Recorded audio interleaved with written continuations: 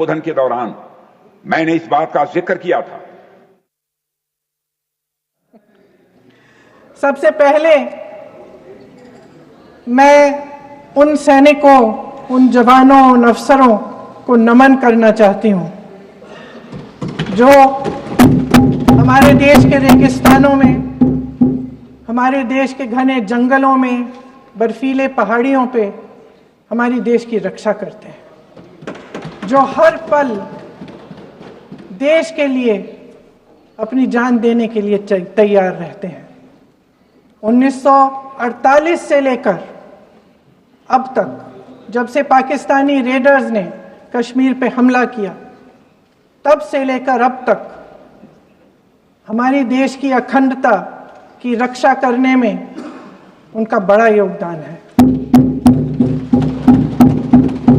हमारी आज़ादी अहिंसा के आंदोलन से हासिल हुई, लेकिन जैसे मैंने कहा, उसको कायम रखने के लिए हमारी सेना का बहुत बड़ा योगदान है।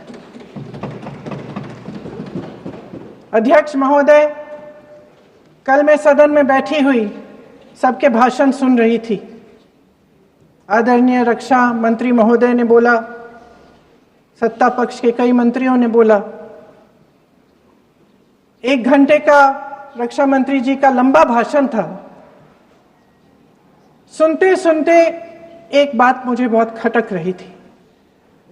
उसके बाद जब दूसरे भाषण भी सुने आपके सत्ता पक्ष के, तब भी ये बात बार बार मेरे मन में आ रही थी कि सारी बातें कर ली, ऑपरेशन सिंदूर की बात कर ली, आतंकवाद की बात कर ली, देश की रक्षा की बात कर ली, इतिहास का पाठ भी पढ़ा दिया,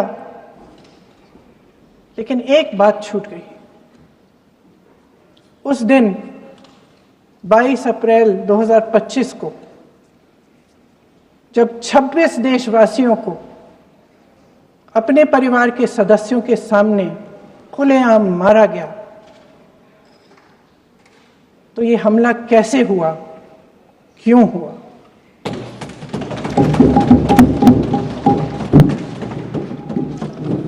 अध्यक्ष महोदय, ये लोग बैसारन वैली में, पहलगाम के पास कश्मीर में क्या कर रहे थे? आजकल पब्लिसिटी का दौर है, प्रचार का ज़माना है। कुछ समय से हमारी सरकार ये प्रचार कर रही थी कि कश्मीर में आतंकवाद खत्म हो गया है, कि कश्मीर में शांति है, अमन चैन है।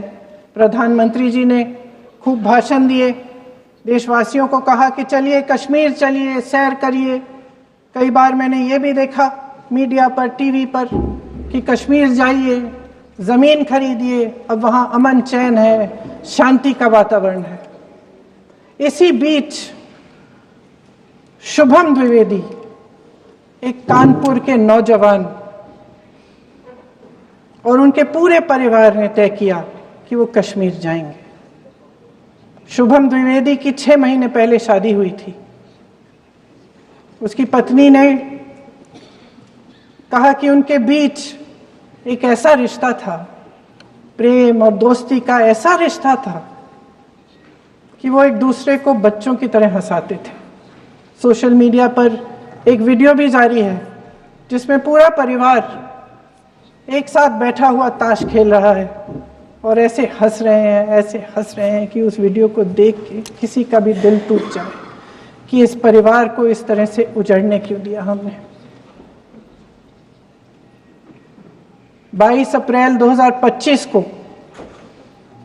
बैसारन वैली में मौसम का मिजाज अच्छा था। जैसे हर रोज लगातार 1000 से 1500 लोग वहां पहुंचते थे, उसी तरह से उस दिन भी तमाम पर्यटक वहां पहुंचे।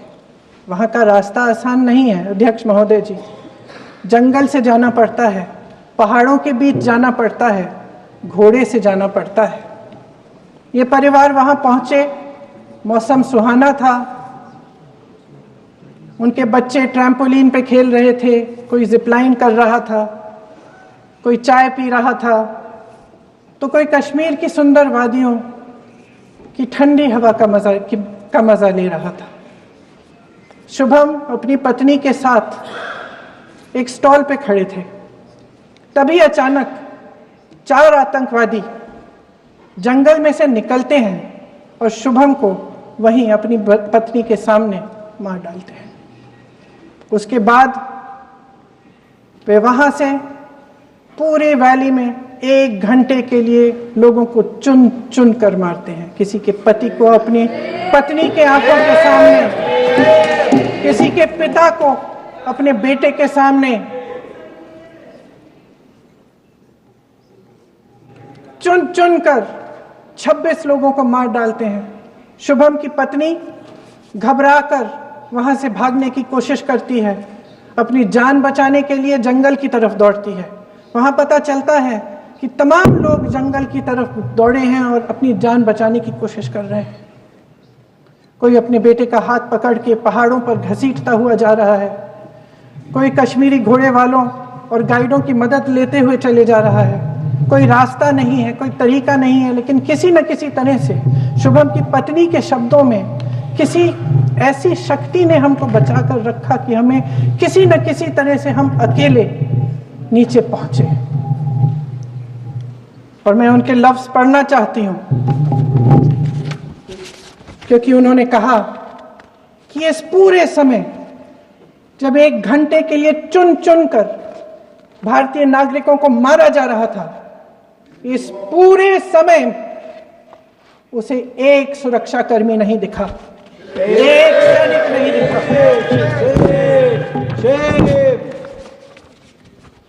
शुभम की पत्नी ने कहा, कोट, मैंने अपनी दुनिया को खत्म होते हुए देखा।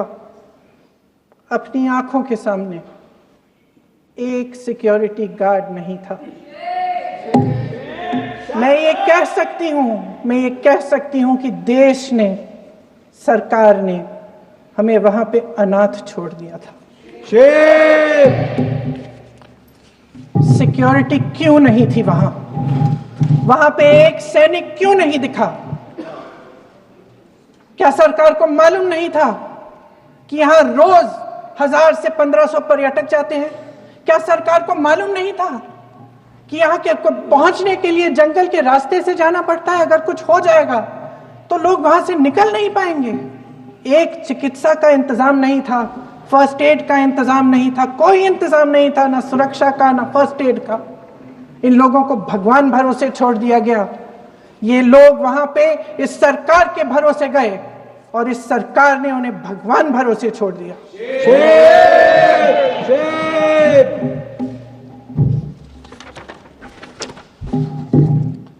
मैं पूछना चाहती हूं, ये किसकी जिम्मेदारी थी? इस देश के नागरिकों की सुरक्षा की जिम्मेदारी किसकी है?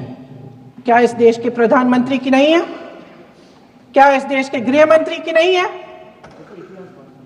क्या इस देश के रक्षा मंत्री की नहीं है? क्या एनएसए की नहीं है? अध्यक्ष महोदय, पहलगाम हमले से सिर्फ 2 हफ्ते पहले हमारे गृह मंत्री महोदय जी कश्मीर गए थे। किस लिए गए थे? जो सुरक्षा की व्यवस्था है इसको देखने के लिए गए थे, इसको रिव्यू करने के लिए गए थे। और उन्होंने वहां कहा कि आतंकवाद पर विजय प्राप्त हुई है।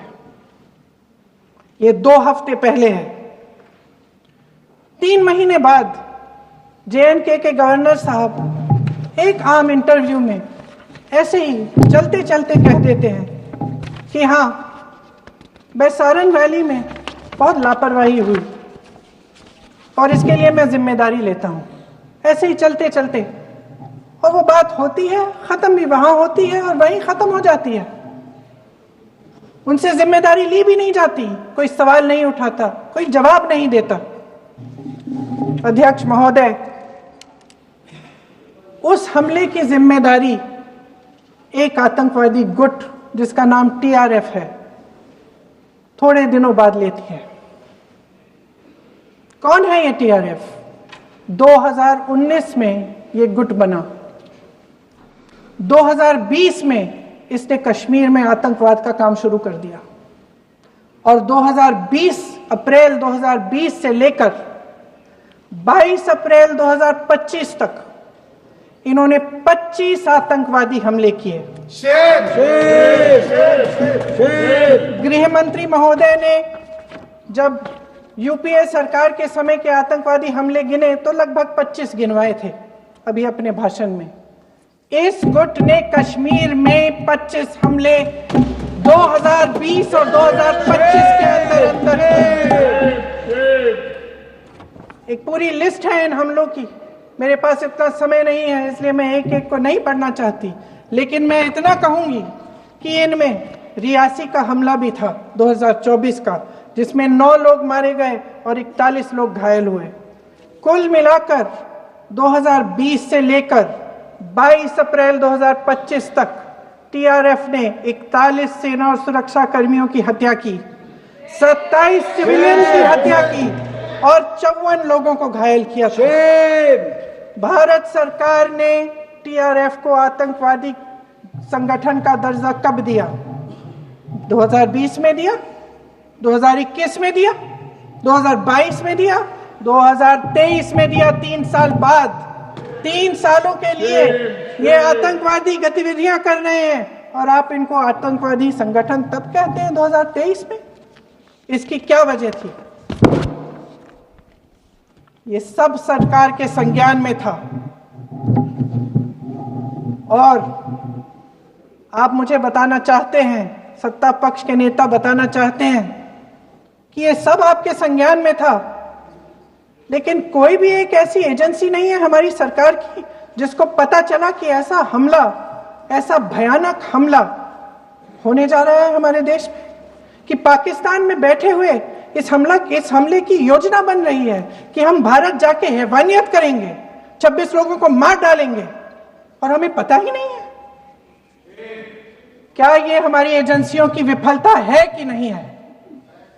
ये बहुत बड़ी विफलता है, एक बहुत बड़ी विफलता है। जानते थे कि ये गुट है, जानते थे कि 5 सालों से ये आतंकवादी हमले कर रहा है, अध्यापकों को मारा, आर्मी के बड़े बड़े अफसरों को मारा, आम जनता को मार डाला, पुलिस वालों को मार डाला, और आप इन पे निगरानी नहीं रख रहे थे। और ये जो एजेंसियां हैं, इनकी जिम्मेदारी कौन लेगा? क्या आईबी चीफ ने अपना इस्तीफा दिया? क्या किसी ने इस्तीफा दिया? गृह मंत्री जी के कार्य क्षेत्र में आता है इंटेलिजेंस ब्यूरो। क्या गृह मंत्री जी ने इस्तीफा दिया? इस्तीफा छोड़िए, जिम्मेदारी ली।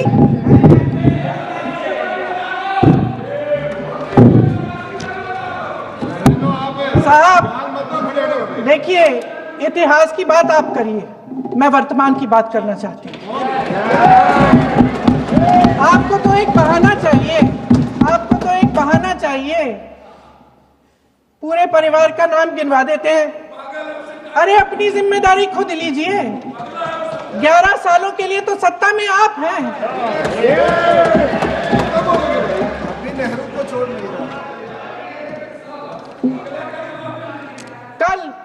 कल माननीय गौरव गोगोई जी ने अपने भाषण में पूछा गृह मंत्री जी से, क्या आपकी जिम्मेदारी नहीं थी?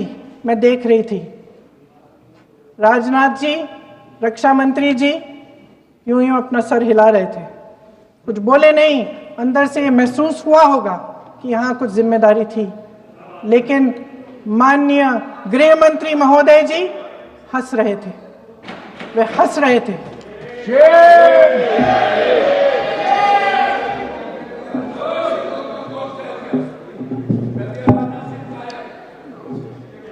अध्यक्ष महोदय, कल सत्ता पक्ष और आज भी सत्ता पक्ष के नेताओं ने 2008 के मुंबई के हमलों का जिक्र किया, बार बार कहा कि मनमोहन सिंह जी की सरकार ने कुछ नहीं किया। ये तो जानकारी होगी ना कि उसी समय जब वो आतंकवादी हमला चल रहा था, तभी उन आतंकवादियों को मार डाला था, एक बचा था और उसको भी फांसी दे दी थी 2012 में। महाराष्ट्र के मुख्यमंत्री ने इस्तीफा दिया। देश के गृह मंत्री ने जिम्मेदारी लेकर इस्तीफा दिया। एक जवाबदेही थी पब्लिक के प्रति, एक जवाबदेही थी इस देश की जनता के प्रति, इस देश की धरती के प्रति।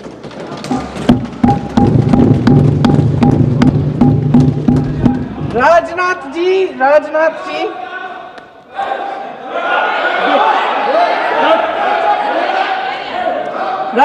जी तो पुलवामा, उरी और पठानकोट के समय गृह मंत्री रहे थे।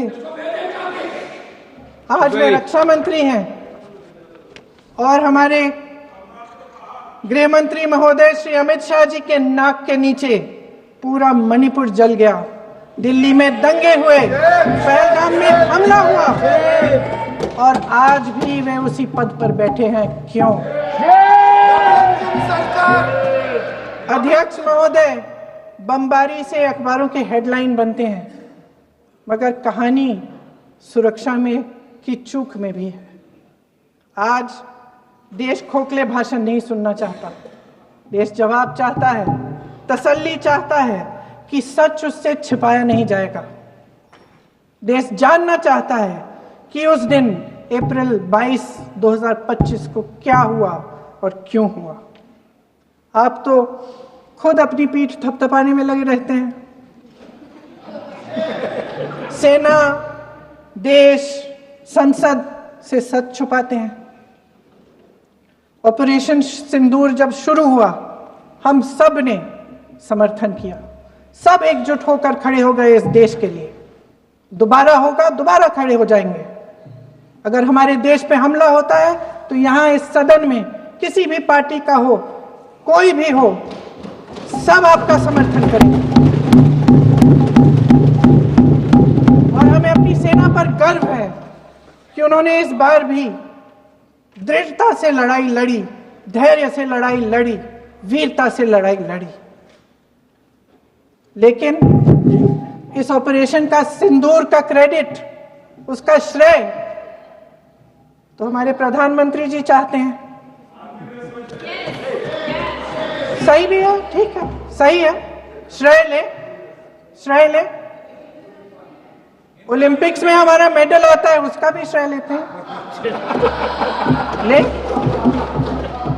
लेकिन सिर्फ श्रेय लेने से नहीं होता नेतृत्व, जिम्मेदारी भी लेनी पड़ती है।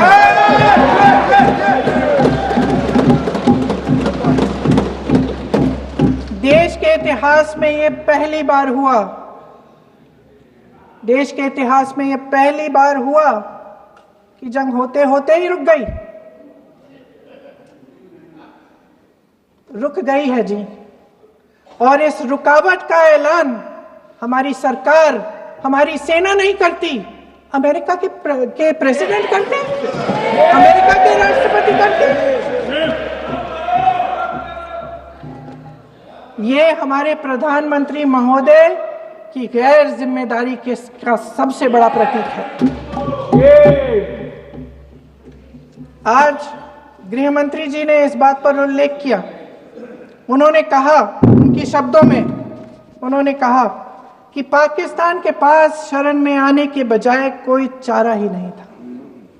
आपने शरण दिया क्यों? वो आते हैं आपके देश के अंदर, लोगों को मार डालते हैं और आप उनको शरण दे रहे हैं। क्यों दिया शरण? इसका जवाब क्यों नहीं दिया एक भी भाषण में?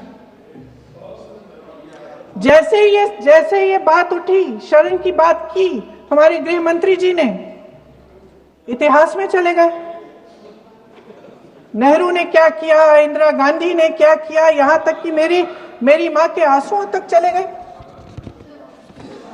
लेकिन इस सवाल का जवाब नहीं दिया कि ये सीज फायर हुआ क्यों, ये जंग रुका क्यों, और तब क्यों रुका जब दुश्मन के पास कोई चारा नहीं था हमारे श्रेय में आने के बजाय। क्यों रुका ये जंग?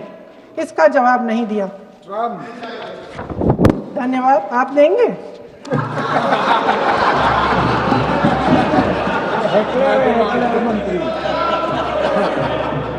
देना भाई देना, आपको टाइम मिलेगा तो। टाइम नहीं मिलेगा आपको शायद। वैसे महोदय, मेरी मां की आंसू की बात किए, मैं इसका जवाब देना चाहती हूं। मेरी मां के आंसू तब गिरे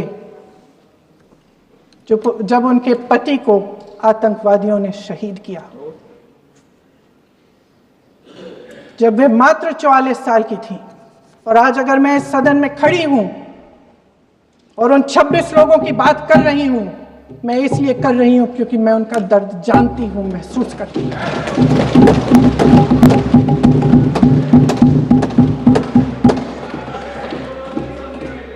अध्यक्ष महोदय, मैंने कहा कि देश का नेतृत्व सिर्फ उपलब्धियों का श्रेय लेने से मजबूत नहीं होता। सफलता और विफलता दोनों की जिम्मेदारी लेने से बुलंद होता है। ये सोने का ताज नहीं है, कांटों का ताज है। अध्यक्ष महोदय, जब सरकार झूठी और कायर हो तो वे बहादुर से बहादुर सेना के साहस और पराक्रम को भी कमजोर कर देती है। देश को प्रतिशोध के साथ साथ सबके प्राणों की रक्षा का प्रण चाहिए। सेना की शक्ति के साथ सरकार की सच्चाई भी चाहिए। महान देशभक्त शहीद इंदिरा गांधी जी, जिन्होंने सफल कूटनीति के बल पर अमेरिका के राष्ट्रपति निक्सन का मुकाबला करके पाकिस्तान का विभाजन करवाया, बांग्लादेश बनाया, 1 लाख पाकिस्तानी सैनिकों को आत्मसमर्पण करने पर मजबूर किया, उन्होंने कभी इसका श्रेय लेने की कोशिश नहीं की। ऑपरेशन सिंदूर का मकसद अगर पाकिस्तान को सबक सिखाना था तो शायद ये मकसद अभी अधूरा है, क्योंकि हमारी कूटनीति विफल रही है। इसका प्रमाण यही है कि ऑपरेशन सिंदूर के बाद एक पाकिस्तानी जनरल, जिसके हाथ खून से रंगे थे, अमेरिका के राष्ट्रपति के साथ बैठकर लंच खा रहे थे। अगर ऑपरेशन सिंदूर का मकसद आतंकवाद को खत्म करने का था तो पाकिस्तान को संयुक्त राष्ट्र के आतंकवाद विरोधी समिति का अध्यक्ष चुने जाने से इस मकसद को धक्का लगा है। इसकी जिम्मेदारी कौन लेगा? क्या हमारे प्रधानमंत्री लेंगे? क्या उनमें ये हिम्मत है? नहीं है। अगर इस ऑपरेशन के दौरान हमारे जहाजों का नुकसान नहीं हुआ तो सदन में इसे साफ साफ कहने से क्या डर है? क्यों नहीं कहा है? कल भी रक्षा मंत्री जी ने कहा कि हमारे इंफ्रास्ट्रक्चर का नुकसान नहीं हुआ, तो जहाजों के बारे में भी बता दें, साफ साफ बता दें, क्या हर्ज है? सच्चाई तो है। सवालों से बचने के लिए ये सरकार हमेशा प्रयास करती है। इसकी राजनीतिक कायरता बेमिसाल है। देशवासियों के प्रति जवाबदेही का एहसास ही नहीं है। सच्चाई ये है कि इनके दिल में जनता के लिए कोई जगह नहीं है। सब राजनीति है, सब पीआर है, सब प्रचार है, सब पब्लिसिटी है। देश की जनता के लिए आपके हृदय में कुछ नहीं रहा। बहुत समय हो गया है आप इस प्रचार में ही लिप्त हैं, जनता को देख नहीं पा रहे हैं। जी मानिए। जो पहलगाम में हुआ, खत्म करती हूँ, जो पहलगाम में हुआ उससे हर एक देशवासी के दिल पे चोट पहुंची है। हिमांशी नारवाल की गुहार ने हम सबको शर्मिंदा किया है। इसीलिए मैं आज यहां खड़े हुए एक आखिरी बात करना चाहती हूं।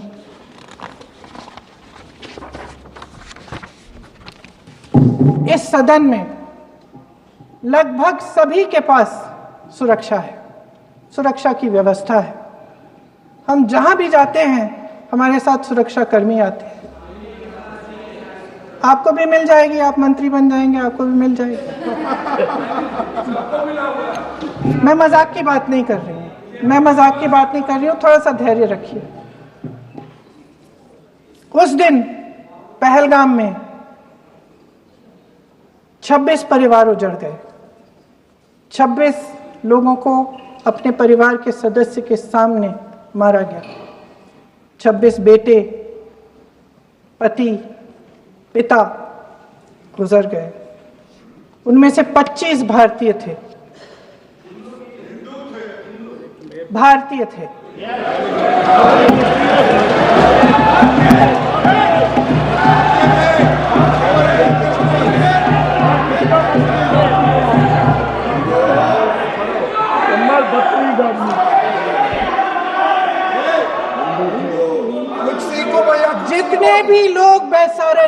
में थे और जो 25 भारतीय मारे गए उनके लिए कोई सुरक्षा नहीं थी, कोई सुरक्षा नहीं थी। आप कितनी भी ऑपरेशन कर डालें, आप इस सच्चाई के पीछे छुप नहीं सकते, इसे नकार नहीं सकते।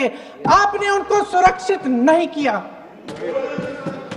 कोई शर्म नहीं है, कोई शर्म नहीं है, कोई शर्म नहीं है और ना कभी होगी। सुन लीजिए, सुबह भी मैं शिव मंत्र बोल के आई हूं। इनको क्या पता शिव मंत्र क्या है? शिव मंत्र इनका खत्म कर लूं अपना भाषण। शिव मंत्र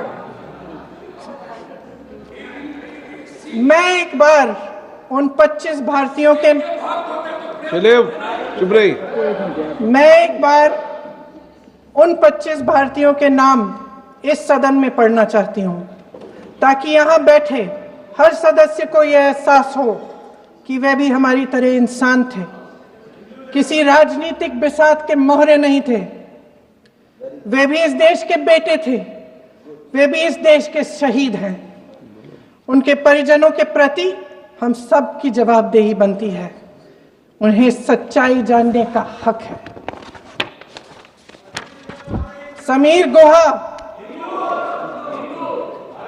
भारतीय, बिट्टन अधिकारी, मनीष रंजन, हेमंत सुहास जोशी, विनय नारवाल, सुशील नथनियल, अतुल श्रीकांत मोने, सैयद आदिल हुसैन शाह, माननीय चुटवानी, रामचंद्रन, संजय लक्ष्मण लेले, माननीय प्लीज दिनेश अग्रवाल, दिलीप दिल से, प्रशांत कुमार सतपति, JS चंद्रमौली।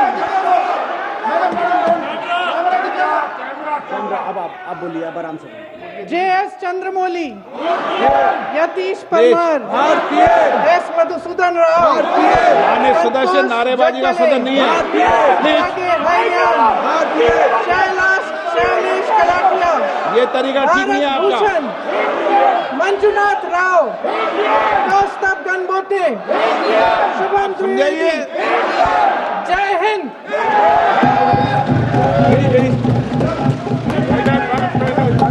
डॉक्टर श्रीकांत शिंदे।